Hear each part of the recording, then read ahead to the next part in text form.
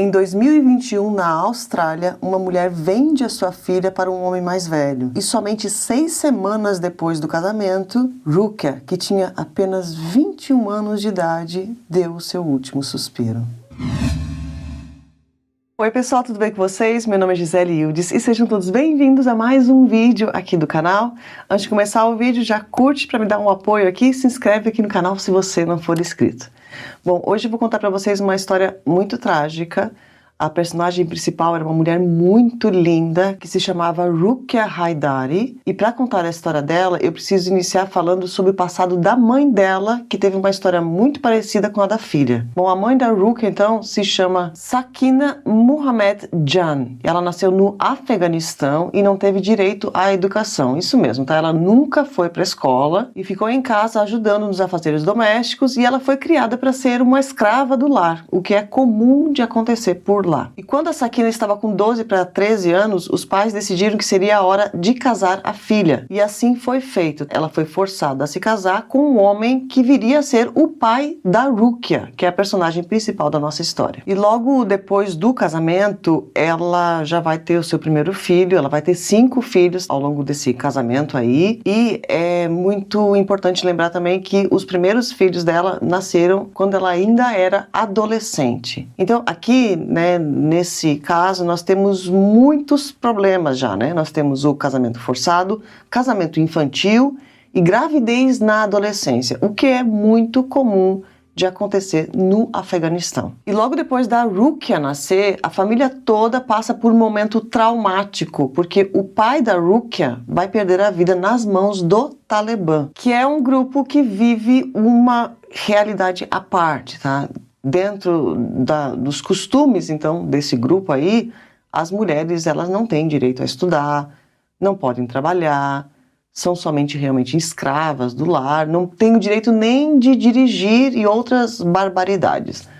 Bom, esse grupo, então, tira a vida do pai da Rukia e depois disso, a Sakina, né, com a Rukia e seus outros irmãos, ela começa a ficar preocupada e ela começa a ficar com medo da perseguição do grupo e ficar com medo da família dela ser os próximos ali na lista deles. Então ela pega os seus 5 filhos e vai fugir do Afeganistão. Então, com os seus 5 filhos, a Sakina chega na Austrália. E logo que ela chega lá, ela pede asilo ao governo. E o pedido dela foi aceito, porque vendo a história da vida dela, parecia que aquela mulher queria realmente salvar os filhos, dar uma nova vida a eles, sem a perseguição do grupo. Mas será que essa era a verdade da Sakina? Será que depois de sofrer na vida, ela realmente queria que os filhos tivessem mais oportunidade e uma vida diferente da dela? Bom, vocês já vão descobrir a resposta para essa pergunta. Bom, a Sakina e os seus filhos chegam na Austrália em 2013. E nessa época, a Rukia estava com 13 para 14 anos. E logo que eles chegam lá, eles vão morar em Shepparton, onde existe uma comunidade de refugiados que vieram do Afeganistão e também de outros países ali da região e do Oriente Médio. Bom, assim que a Rukia chega, ela começa a aprender inglês, entra para o ensino médio e na escola ela faz novas amizades e rapidamente ela se adapta à cultura local. Ao contrário da mãe dela, que se junta à parte da comunidade de refugiados que insiste em manter os costumes do Oriente Médio. E no ano seguinte, a Rukia estava com 15 anos e a mãe dela, a Sakina, decide que já era hora da filha se casar. E sim, ela vai forçar a filha a passar por todos aqueles traumas que ela mesma passou lá no Afeganistão. Agora vamos lembrar que essa família já estava na Austrália, onde o casamento só é permitido a partir dos 18 anos de idade. Na verdade, na Austrália se pode casar com 16 anos, mas tem toda uma regra diferente. Um dos cônjuges pode ter 16, mas o outro tem que ter 18. Mas isso aqui tudo não era o caso da Rukia, porque a Rukia tinha somente 15. Então, lá na Austrália, seria proibido ela se casar. Mas mesmo assim, a mãe dela vai insistir que ela faça esse casamento. Então eles vão fazer o quê? Eles vão fazer tudo somente no religioso. Eles não vão oficializar o casamento da Rukia, porque, né, é proibido. A Rukia realmente se casou com um homem lá, que não foi, nenhuma fonte fala, tá, quem que é esse homem e tal, mas me parece que era um homem da mesma comunidade. E ficou casada por algum tempo. Só que a Rukia, vamos lembrar que ela já estava na Austrália, ela já tinha aprendido inglês, então ela já tinha amigas australianas também que tinham uma liberdade totalmente, né, diferente da que ela tinha. Na verdade, a Rukia não tinha liberdade nenhuma, e ela começou a colocar o pé no chão, falou, não, peraí, né, isso aqui tá errado, eu posso me divorciar desse homem. E assim ela fez mesmo, ela se divorciou, não no papel, né, porque era tudo religioso, enfim.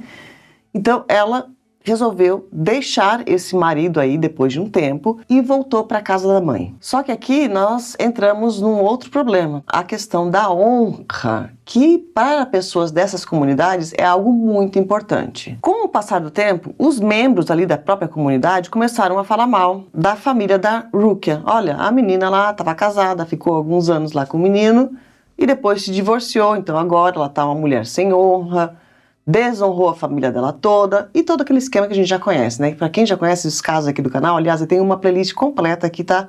Só sobre crimes de honra, dá uma olhadinha, vou deixar o card passando aqui para vocês, que daí vocês conseguem entender mais sobre esse conceito.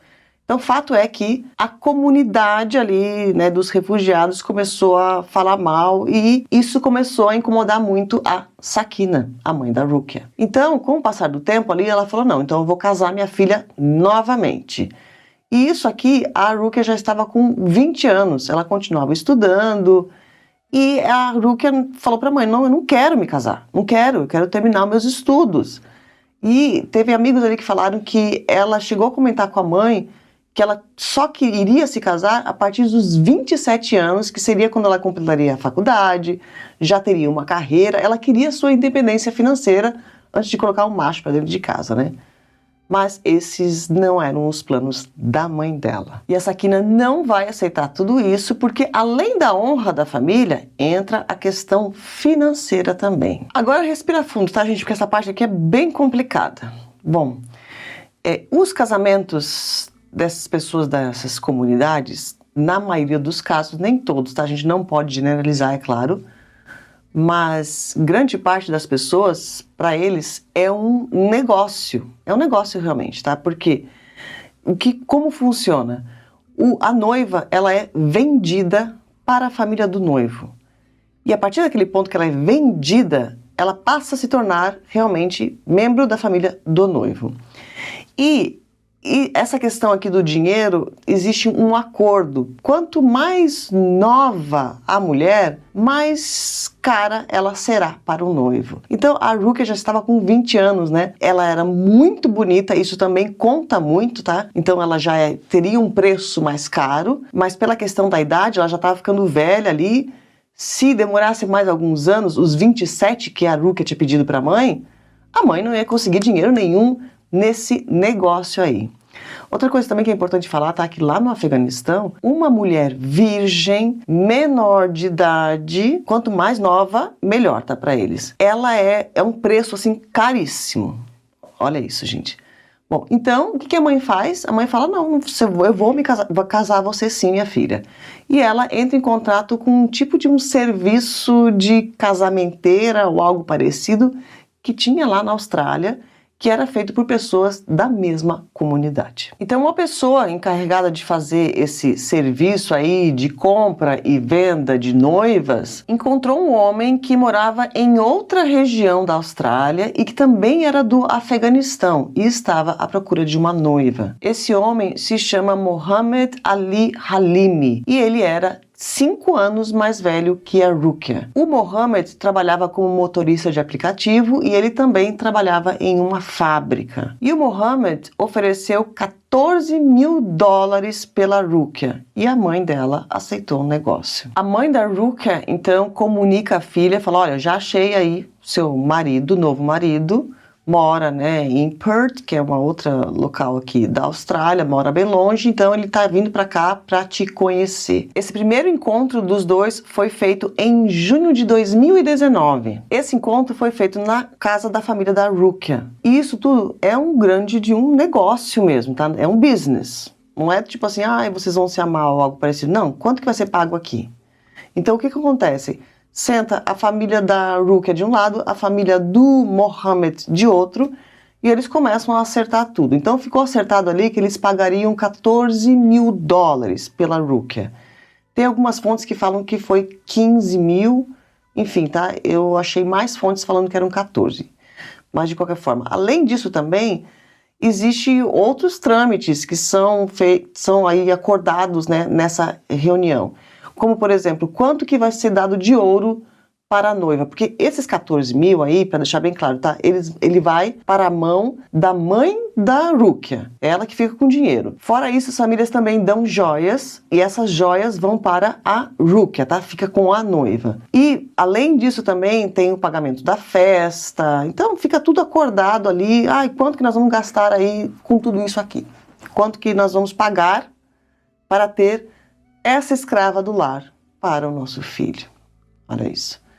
Bom, depois dessa reunião aí ficou tudo acordado, não, tá tudo certo, vai funcionar desse jeito. A família do Mohammed volta lá, né, pra Perth, onde eles moravam. Enquanto isso, a Rukia fica morando lá com a mãe dela e eles ficam arrumando tudo para ser feita a festa do casamento. Isso vai demorar alguns meses para acontecer, tá, para que tudo seja organizado. Só que depois desse primeiro encontro aí, a Rukia começou a ficar desesperada, né? Vamos lembrar que ela estava na Austrália, ela tinha amigos australianos.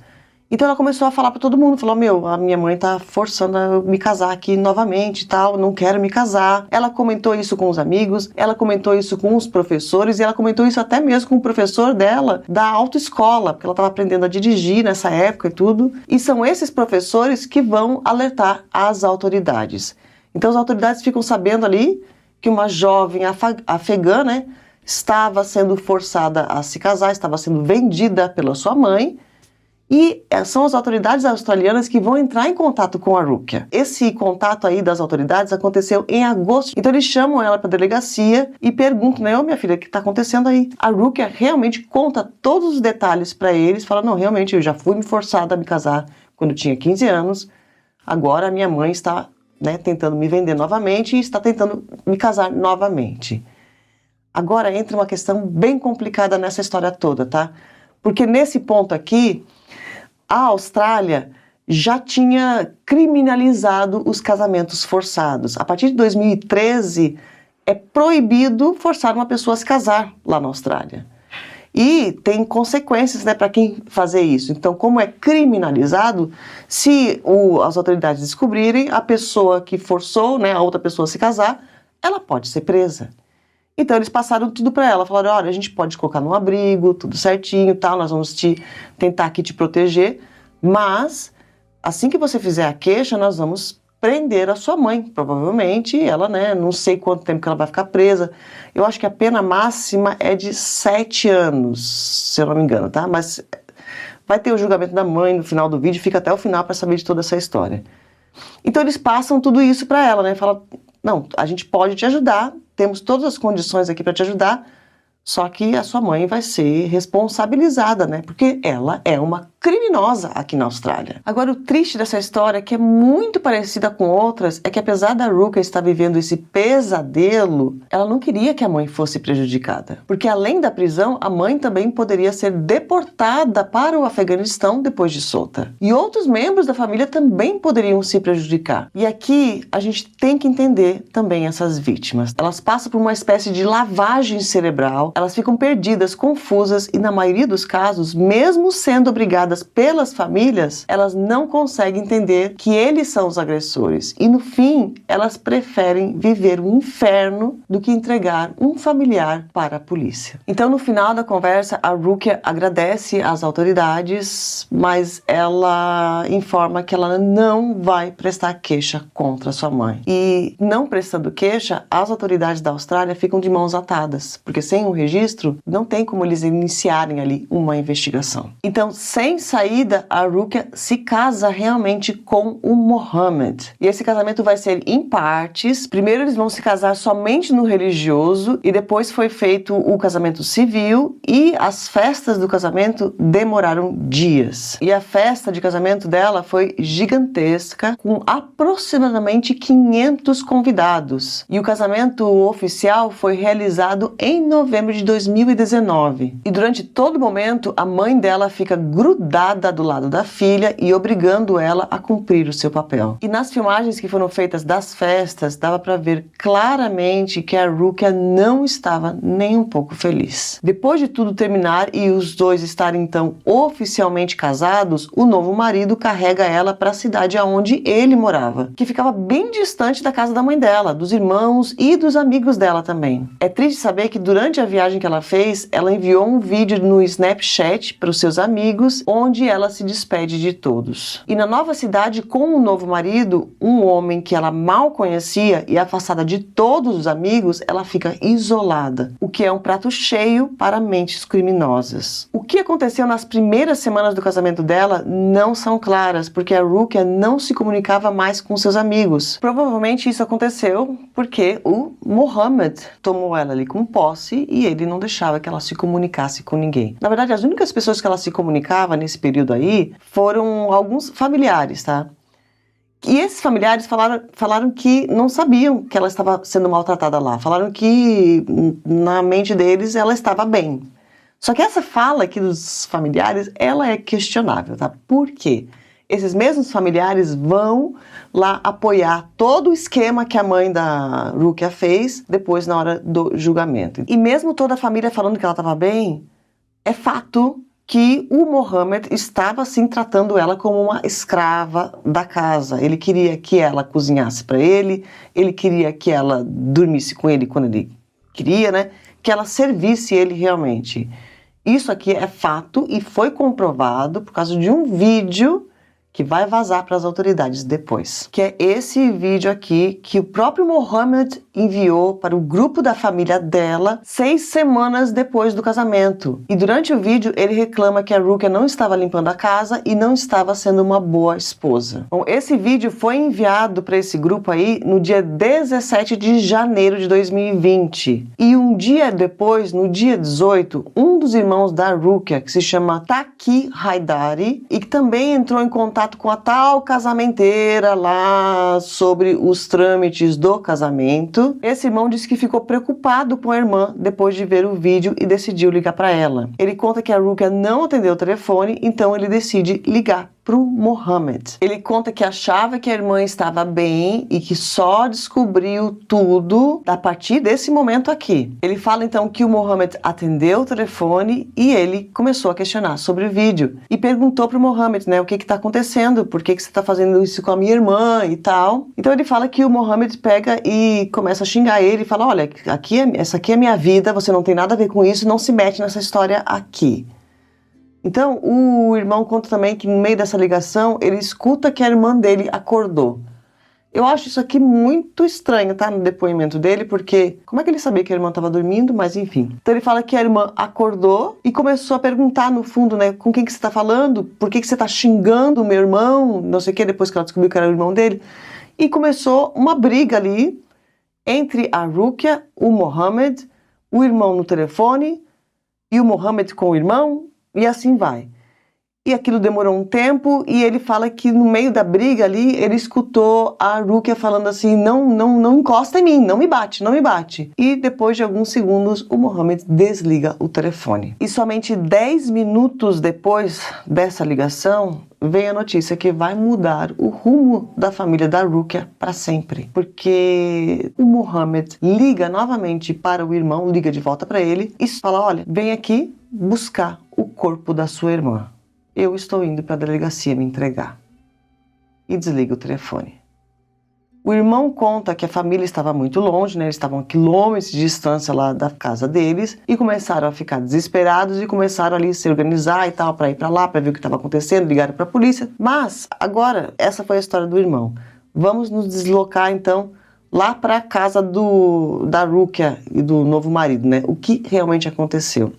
Bom, quando iniciou aquela briga ali, né, que ela estava falando no telefone e tal, os vizinhos disseram que já estavam lá escutando os gritos e eles contam que eles decidiram ligar para a polícia. A polícia chega rapidamente no local e eles chegam alguns minutos somente depois de tudo acontecer. Logo que eles chegam dentro da casa, eles veem que o Mohammed não está, tá, já tinha fugido de lá, e só está a Rukia caída no chão.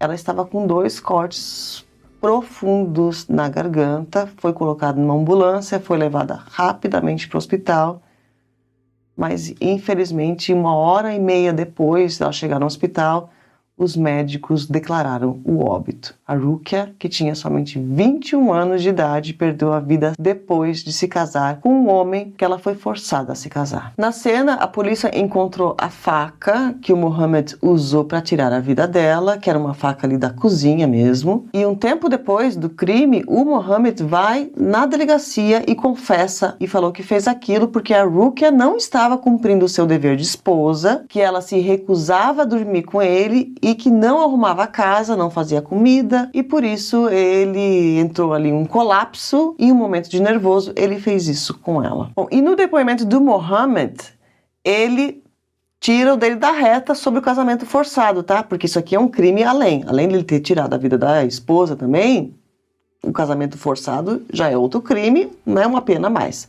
Então o que ele fala? Ele fala que, olha, eu realmente, né, paguei por ela, porque é nossa tradição, tudo isso, mas eu queria me casar com ela, casei, estava feliz, mas ela não queria dormir comigo. E ele fala que com o passar das semanas ali, ele chegou a perguntar para ela, falou, olha, se você não está dormindo comigo, por que então que você se casou comigo? Aí sim que ela então teria falado para ele, eu só me casei com você porque minha mãe me forçou a me casar com você. Caso contrário, eu não teria feito isso. Bom, o julgamento do Mohammed vai iniciar um tempo depois e no final do julgamento dele, é claro que ele foi considerado culpado, né? Ele confessou, a arma do crime estava lá, a polícia encontrou impressões digitais, então ele foi considerado culpado e ele foi condenado à prisão perpétua com um mínimo de 19 anos, tá? Porque na Austrália funciona da seguinte forma, ele vai ficar então esses 19 anos realmente preso, não pode sair, não tem direito a condicional. Depois dos 19 anos, então, vai ser reavaliado o caso dele e se o juiz decidir que ele pode ter a liberdade condicional, provavelmente ele vai ser deportado para o Afeganistão. Mas também tem a possibilidade do juiz falar, não, então você não tem condições aqui de andar na rua, nem de andar lá no Afeganistão, melhor que você fique o restante da vida na cadeia. E esse aqui não vai ser o único julgamento dessa história não, tá? Porque lembra que eu falei que é proibido forçar uma pessoa a se casar na Austrália. Então as coisas vão complicar, claro, para a família da Rukia. Alguns deles vão ser presos, vão ser soltos depois, mas a mãe da Rukia mesmo vai ser a única responsabilizada aqui por esse caso. Ela vai ser presa em outubro de 2020, que foi ali alguns meses somente depois do crime, né? Só que ela vai pagar sua fiança, ela tava cheia de dinheiro, né? Já tinha vendido a filha, vai saber se não venderam as outras, se ela não vendeu as outras filhas mulheres também, né? Provavelmente. Bom, ela pagou sua fiança e ela ficou aguardando o julgamento dela em liberdade. E o julgamento dela vai demorar alguns anos para acontecer. Assim que o julgamento inicia, então, ali foram apresentadas todas aquelas provas. Realmente estava comprovado que ela forçou a filha a se casar com um homem que seria o responsável por tirar a vida, né, da própria filha. Bom, a mãe da Rukia, então, foi considerada culpada no final das contas e ela recebeu sua sentença em julho de 2024. Bom, ela foi condenada a 3 anos de cadeia com um mínimo de 12 meses. E o interessante do caso aqui é que, apesar da lei existir a partir, né, desde 2013 lá na Austrália, a mãe da Rukia foi a primeira pessoa que realmente foi presa e condenada por forçar uma pessoa a se casar na Austrália. Muitos falaram que tudo isso foi feito para mandar um recado, né, para o restante da comunidade. Olha, vocês vão ser presos se vocês fizerem esse tipo de coisa aqui. Quer vir para cá? Vivam a sua vida tranquilamente, nós temos outra cultura. Deixe essa coisa tribal aí que vocês têm de honra e tal, porque aqui na Austrália as coisas são diferentes. Bom, e agora eu estou gravando esse vídeo em 2025, né? Já passamos aí de 12 meses, que seria o tempo mínimo que a mãe da Rukia deveria ficar na cadeia, mas mesmo assim, a última notícia que eu consegui dela é que ela ainda continua presa, né? Parece que ela vai realmente cumprir lá os 3 anos. Mesmo porque em dezembro de 2024, um pouco tempo depois ali dela receber a sua sentença, o advogado dela entrou ali com uma apelação, né, para pedir a redução de sentença, e o juiz negou. Então, muitas fontes também falam que existe uma grande possibilidade de depois dela cumprir os 3 anos lá, ou menos que isso, né, se ela tiver a liberdade condicional antes, ela seja deportada para o Afeganistão. Existiu também um grande movimento aqui para que não deportem ela para o Afeganistão, porque ela é de uma etnia que se chama Hazara, que é perseguida por lá. Então é tipo, tudo bem, ela já foi presa, não precisa ser mandada para lá para morrer lá também. Enfim, toda essa questão. Mas a última notícia é que realmente ela está presa até hoje, e o Mohammed também, é claro, está preso lá na Austrália. Bom, essa foi a triste história da Ruqia Haidari, que serve de alerta para os próximos imigrantes a não cometer o mesmo erro. E o que me deixou mais chocada ainda nessa história toda foi a questão da mãe. É claro que o Mohammed, né, não presta nada, monstro, cara, querer, né, uma escrava do lar, tirar a vida por... enfim. Mas a mãe dela ainda me deixou mais chocada ainda, tá? Por quê? Você vê a história da mãe dela, né? Meu Deus, ela passou um inferno naquele Afeganistão. Também foi forçada a se casar. Ela se casou muito mais nova ainda do que a filha, né? Do que a Ruqia. Então, deve ter sido horroroso para ela. Fugiu para a Austrália, foi para um país novo. Pô, podia ter dado uma chance nova para os próprios filhos. Se você passou por todo esse pesadelo, que não é só o caso da mãe da Ruqia, tá? Tem muita gente que faz isso e eu não consigo entender. Se você sofreu tanto... como é que você faz os seus filhos sofrerem também? Qual é a explicação para isso? Para mim, essa mulher aqui é um monstro também. O que vocês acharam desse caso? Eu fiquei meio revoltada. Comenta aqui o que você achou. Não esquece de se inscrever aqui no canal também. Curte esse vídeo para apoiar meu trabalho. Mas antes de sair aqui do vídeo, deixa eu avisar uma coisa, tá, gente? Tem um documentário muito interessante sobre esse caso aqui, que foi feito pelo 60 Minutos Austrália. Parte desse documentário eu consegui encontrar aqui mesmo no YouTube, tá? Porque o 60 Minutos Austrália, eles têm um canal aqui no YouTube mesmo, tá? É bem fácil de vocês encontrarem. E só que só tem uma parte do documentário e o restante está em um streaming deles. Eu vi também que a outra parte do documentário tem na Amazon Prime de alguns países. Eu que estou aqui na Turquia, infelizmente eu não consegui assistir o restante do documentário, mas a primeira parte me deixou bem... queria tanto assistir. Dá uma olhadinha no streaming de vocês, tá? Na Amazon ou em outros streamings aí, se está disponível aí na região de vocês.